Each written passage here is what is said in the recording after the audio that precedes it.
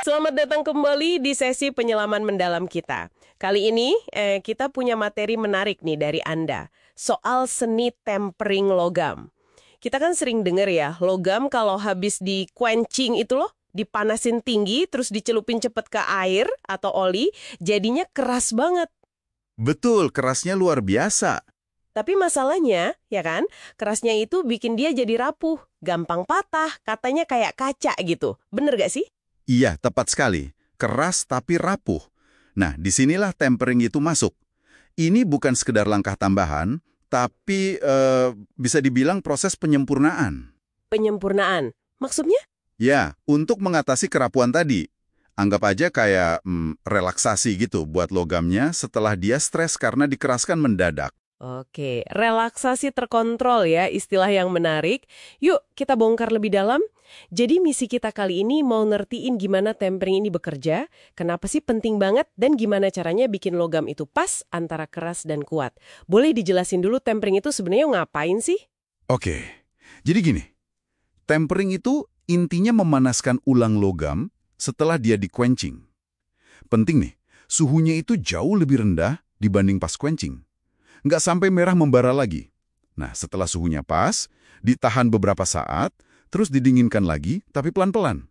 Tujuannya apa? Buat mengurangi tegangan di dalam logamnya itu loh. Stres mikrostruktur istilahnya, yang bikin rapuh tadi. Tunggu, jadi habis susah payah dikerasin, malah dipanasin lagi. Kayak mundur dong, berarti sengaja ngurangin kerasnya gitu. Iya, kedengarannya gitu ya. Tapi benar, kita memang sengaja mengorbankan sedikit kekerasannya. Sedikit ya? Ya, sedikit aja. Tapi, bayarannya itu besar banget. Kita dapat peningkatan signifikan di sifat lain yang sama pentingnya, yaitu ketangguhan atau toughness. Ketangguhan. Dan juga keuletan atau ductility. Jadi ketangguhan itu, kemampuan dia nana benturan tanpa langsung patah. Kalau keuletan, itu kemampuan dia melar sedikit sebelum patah. Oke. Jadi nggak getas lagi ya? Betul. Hasil akhirnya, logam yang nggak cuma keras, tapi juga bisa diandalkan, nggak gampang gagal atau pecah tiba-tiba. Ngerti. Jadi ini soal nyari sweet spotnya ya? Lalu gimana cara tempering yang benar? Di materi Anda disebut soal suhu dan waktu yang harus presisi. Nah, itu dia kuncinya. Akurasi suhu dan waktu itu penting banget. Pertama, permukaannya harus bersih dan mengkilap setelah quenching. Ini penting buat observasi nanti. Observasi apa? Observasi warna, karena pemanasannya harus merata dan suhunya kan relatif rendah ya, sekitar 180 sampai 350 derajat Celcius. Nah, di suhu segitu ada indikator alami yang keren banget, warna lapisan oksida yang muncul di permukaan logam. Warna. Jadi kayak termometer alami gitu. Bisa akurat memang, pakai warna. Untuk banyak kebutuhan, ya cukup akurat. Ini metode klasik yang udah teruji. Tentu kalau mau presisi tinggi, ya pakai oven digital atau termometer. Tapi lihat warna ini ngasih intuisi yang bagus buat praktisi. Warnanya itu berubah seiring naiknya suhu, kayak gini kira-kira. Warnanya itu berubah seiring naiknya suhu, kayak gini kira-kira. Mulai dari kuning jerami pucat, sekitar 200 derajat Celcius, ini masih keras banget. Cocok buat alat yang butuh tajam terus, kayak mata bor kecil atau pisau ukir. Oke, kuning pucat itu paling keras ya? Iya. Terus naik lagi, jadi coklat ke ungu, sekitar 260 derajat Celcius. Nah, ini keseimbangan yang bagus antara keras dan tangguh. Kebanyakan pisau dapur atau pahat kayu main di warna ini. Pisau dapur ya? Coklat atau ungu, oke. Lanjut lagi, suhunya naik. Masuk ke biru tua sampai abu-abu kebiruan. Ini udah 300 derajat Celcius ke atas. Di sini, ketangguhannya maksimal. Tapi kerasnya udah berkurang lumayan. Contohnya apa tuh yang biru? Contohnya kayak obeng, kunci pas, per, atau bagian belakang kepala palu yang butuh tahan guncangan. Jadi makin biru makin alot tapi makin nggak tajam ya? Jadi milih warnanya tergantung alatnya mau dipakai buat apa? Bener gitu? Benar sekali. Ini bukan one size fits all. Harus disesuaikan banget sama fungsinya. Oh ya, ada juga yang namanya double tempering. Double tempering diulang lagi gitu prosesnya. Untuk aplikasinya biar lebih kebayang.